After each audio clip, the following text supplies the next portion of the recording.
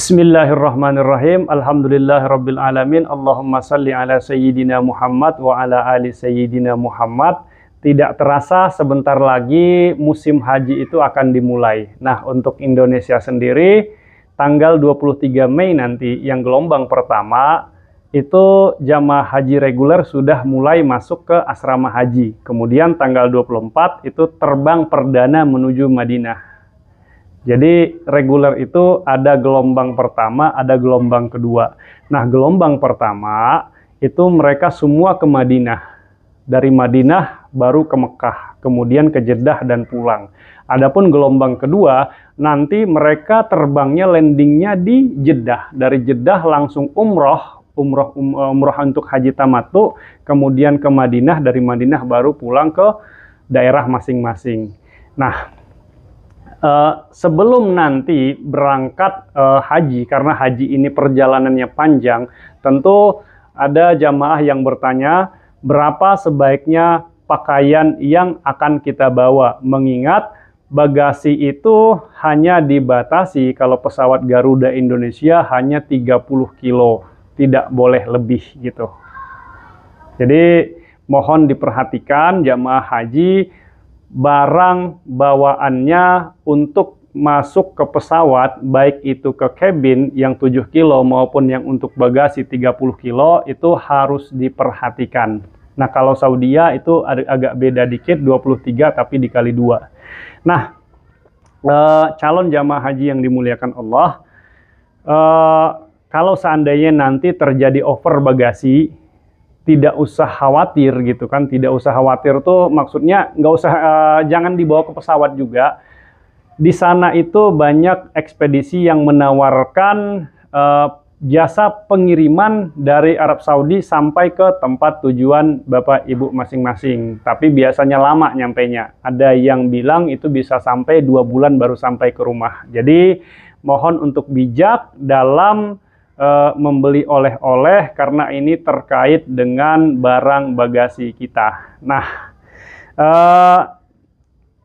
sebelum kita berangkat ke Tanah Suci, ini harus diceklis dulu nih, kira-kira apa saja yang harus kita persiapkan untuk berangkat haji ini, terutama yang penting itu yang berkaitan dengan ihram, baik laki-laki maupun perempuan. Jadi untuk laki-laki ihramnya kan 2 lembar, atas sama bawah. Nah, usahakan itu minimal 3 lembar atau 4 lembar sekalian. Kenapa diusahakan seperti itu? Karena yang namanya haji itu pasti wajib umroh. Yang namanya umroh kita pasti pakai pakaian ihram lagi. Oke, seandainya selesai umroh, pakaian ihramnya bisa kita cuci gitu, kalau kotor gitu kan. Nah, nanti begitu pelaksanaan haji, itu kan dari tanggal 8 Zulhijjah, 8, 9, wukuf di Arafah, sampai nanti tanggal 10. Baru setelah lontar jumroh atau setelah thawaaf ifadah dan sa'i, pokoknya setelah tahallul awal, itu baru pakaian ihramnya boleh dilepas. Tapi kalau belum tahallul awal, nggak boleh dilepas. Jadi dalam rentang 3 hari itu, bagi orang yang bisa menjaga kesucian ihramnya, cukup 2 lembar nggak masalah. Tapi untuk kehati-hatian sebaiknya bawa pakaian ihram cadangan. Nah, jangan lupa juga selain ihram yang 2 setel ini, disiapkan juga gespernya.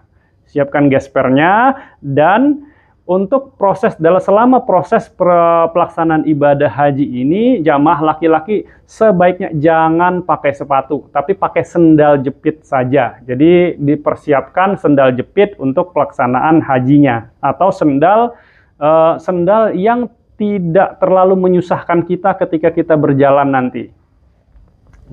Kemudian untuk perempuan yang harus disiapkan itu adalah, nah, pakaian ihram perempuan itu sama dengan pakaian sholat, semuanya tertutup kecuali muka dan telapak tangan. Nah, jadi yang harus dipersiapkan juga oleh calon jamaah perempuan, selain tadi baju gitu kan, ada yang mau seragam putih-putih boleh gitu kan, bajunya mau hitam-hitam boleh gitu, mau seragam apa boleh gitu kan.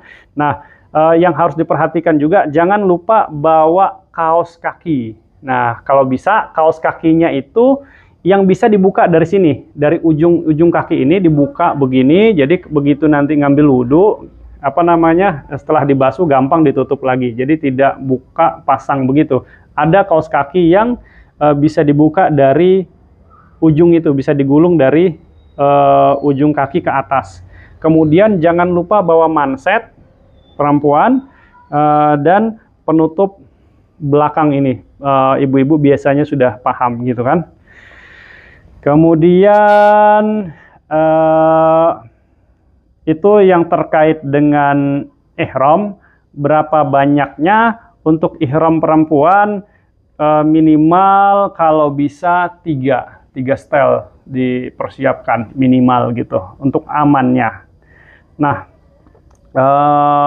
kemudian cuaca di sana bulan Juni Juli itu musim panas, jadi bawa kacamata sunglasses atau kacamata hitam. Kenapa? Karena begitu terik panas itu kalau kita ke Masjidil Haram di pelataran itu kalau siang itu mantul dari lantai marmer Masjidil Haram itu matahari mantul di situ, kita kalau ngelihat bisa begini gitu jalannya itu. Jadi dipersiapkan juga sunglasses kacamata hitam. Nah, kemudian jangan lupa juga yang harus dibawa ya paspor. Paspor itu nanti biasanya dibagikan kalau reguler itu nanti dibagikan di embarkasi masing-masing, di asrama haji biasanya. Kemudian obat-obatan, terkait dengan obat-obatan. Nah, obat-obatan ini umumnya, kita bicara umumnya dulu ya, umumnya bukan yang jamaah yang punya penyakit khusus gitu. Tentunya kalau jamaah yang punya penyakit khusus, obat-obatannya ya disesuaikan dengan penyakitnya masing-masing setelah dikonsultasikan dengan dokter. Nah, kalau yang umum ini, kalau saya pribadi itu saya bawa tolak angin atau antangin 4 box saya bawa. Kalau minimal 4 box lah bawa gitu kan. Kenapa? Karena ibadah haji itu ibadah fisik. Biasanya kebanyakan jamaah haji itu kadang badannya drop. Nah, kalau antangin dan tolak angin itu kan ada untuk menjaga stamina tubuh juga, meredakan tenggorokan kadang gitu kan.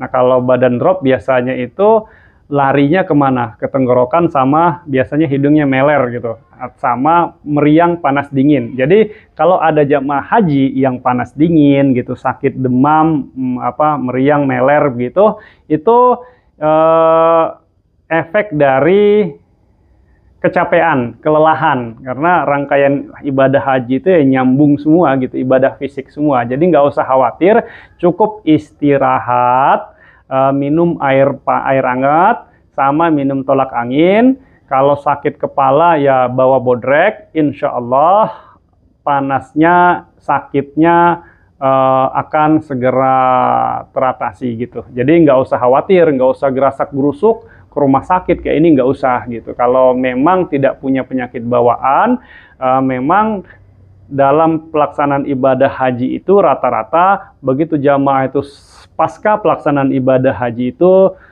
banyak yang drop, itu biasa. Jadi nggak usah gerasak gerusuk harus ke rumah sakit ini segala macam, nggak usah.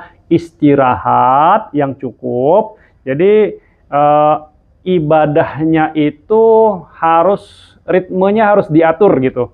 Ritmenya harus diatur, terutama nanti H-5 sebelum pelaksanaan ibadah haji. Jangan diporsir harus ke Masjidil Haram dan lain, jangan gitu. Jadi persiapkan fisik, karena tanggal 8 Zulhijjah itu pelaksanaan hari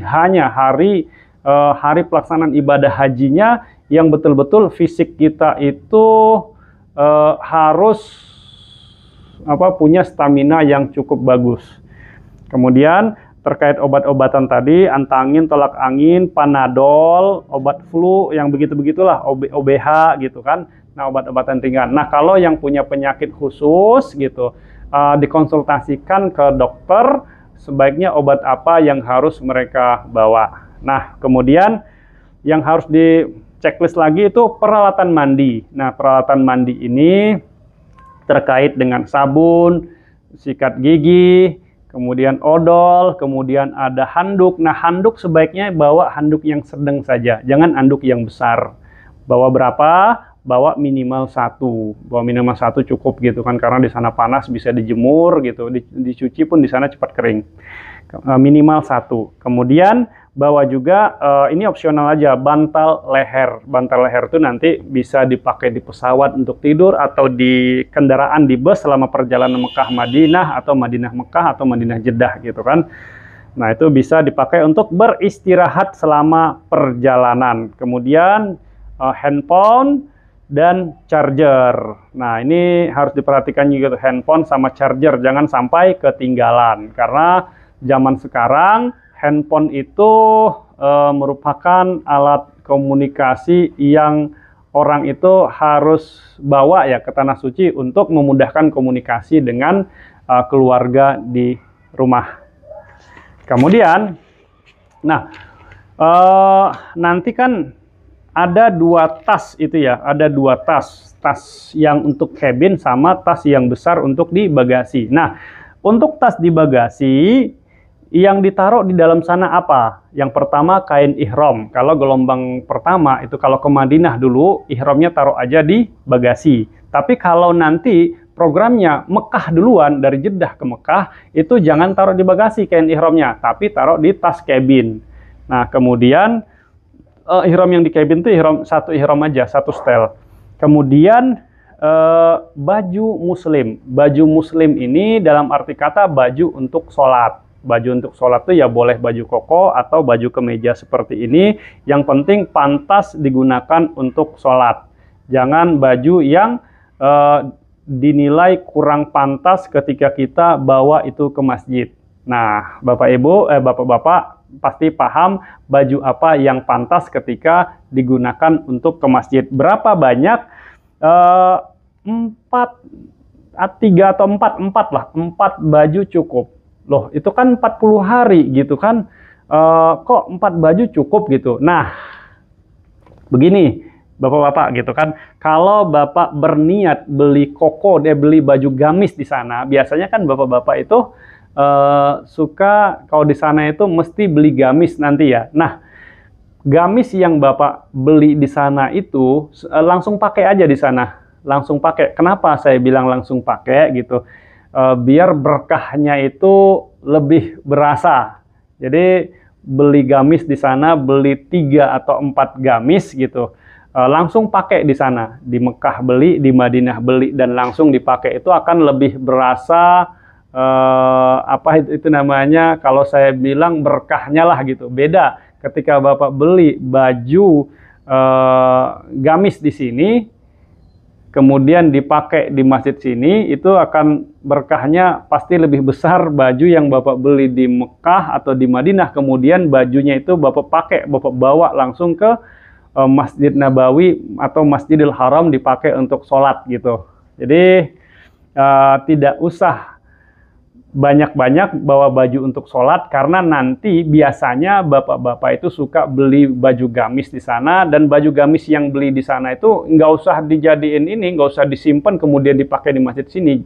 Kalau bisa langsung pakai sholat di Masjidil Haram atau Masjid Nabawi. Jadi berkahnya oleh-oleh yang kita beli di sana itu ada gitu, dan kenang-kenangannya juga ada. Ini baju gamisnya kita beli di Tanah Suci, kemudian sudah kita bawa, sudah kita pakai untuk sholat di Tanah Suci juga. Kemudian celana biasa, celana biasa, celana bahan gitu kan, jangan bawa celana jin, karena itu nanti akan susah gitu. Susah di sana, celana jin itu kan agak ketat, nanti pergerakannya susah. Bawa celana biasa itu sekitar 3 lembar juga. Kemudian tiga celana lah gitu. Kemudian bawa juga celana tidur. Nah, celana tidur kalau bisa, kalau Bapak-Bapak nggak betah pakai training, beli celana pendek yang sampai 3/4 ya, celana 3/4 yang sampai di sini tuh, lewat lutut sejengkal lah gitu kan ininya, celananya. Kalau nggak betah pakai training. Kemudian sarung, kain sarung, bawa minimal dua nih Pak, minimal 2 kain sarung. Kemudian bawa juga kaos biasa, kaos oblong gitu, untuk dipakai ketika tidur atau sehari-hari. Jadi selesai sholat, baju ini dibuka, ya nggak apa-apa, kita pakai pakaian kaos biasa, nggak apa-apa, kaos oblong nggak apa-apa gitu kan.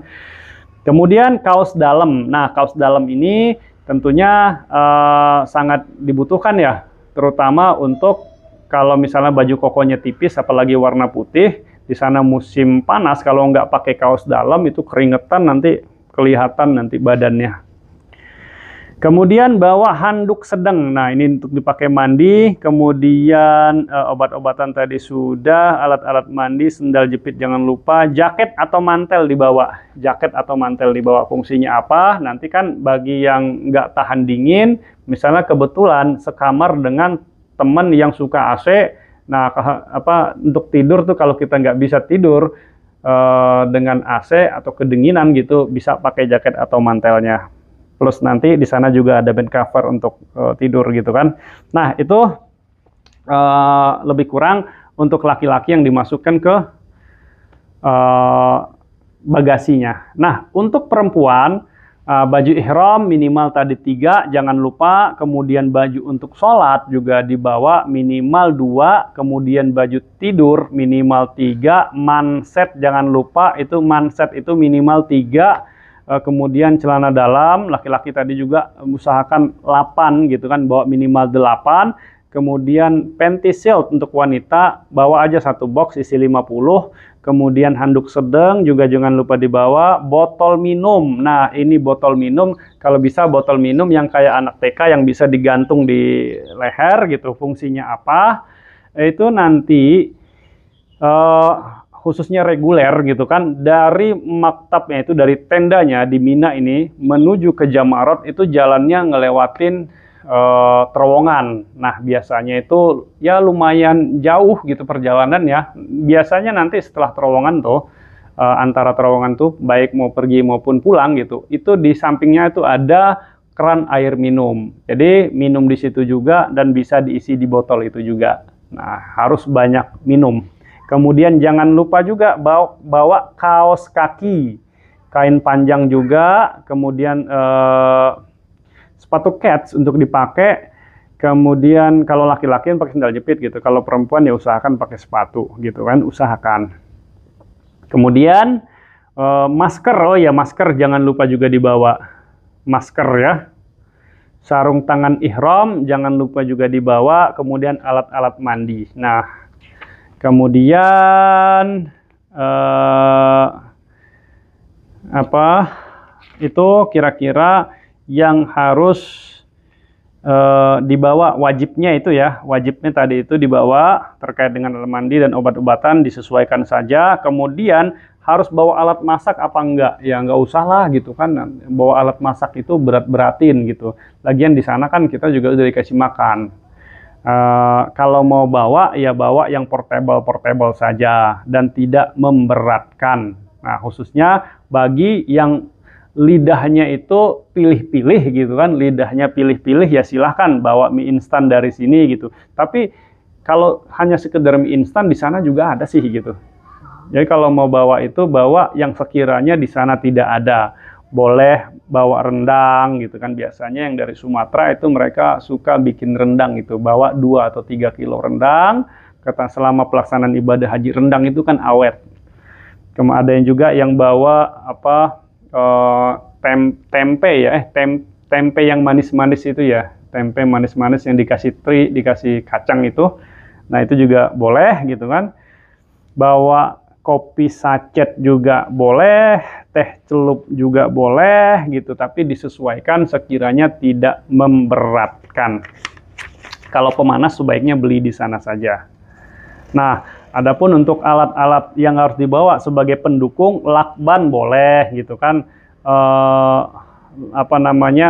tas untuk plastik untuk wrapping boleh gitu, tapi di sana juga ada alat-alat seperti ini juga ada gitu. Nah, jangan lupa juga identitas koper. Jadi nanti kopernya itu dikasih identitas supaya tidak tertukar, atau seandainya kopernya nyasar, kalau kopernya punya identitas, mudah-mudahan yang nemuin orang baik kita dihubungin. Nah, begitu.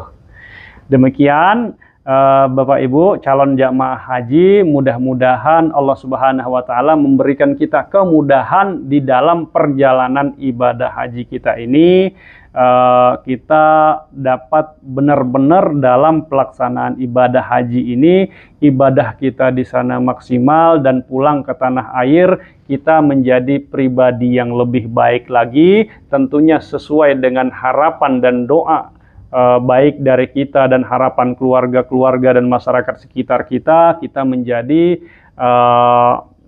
pribadi yang memperoleh haji yang mabrur. Demikian, Assalamualaikum warahmatullahi wabarakatuh.